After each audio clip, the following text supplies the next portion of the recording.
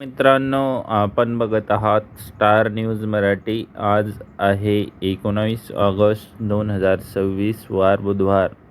आजच्या रोजीचे आपण प्रमुख बाजार समित्यांमध्ये हळदीचे बाजारभाव बघणार आहोत. पहिली बाजार समिती आहे नांदेड. आवक आहे 726 क्विंटल. कमीत कमी दर 14,600 रुपये. जास्तीत जास्त दर 17,300 रुपये. सर्वसाधारण दर 16,250 रुपये.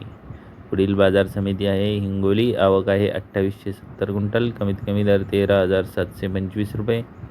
जास्तीत जास्त दर 15,875 रुपये. सर्वसाधारण दर 14,800 रुपये. कारंजा.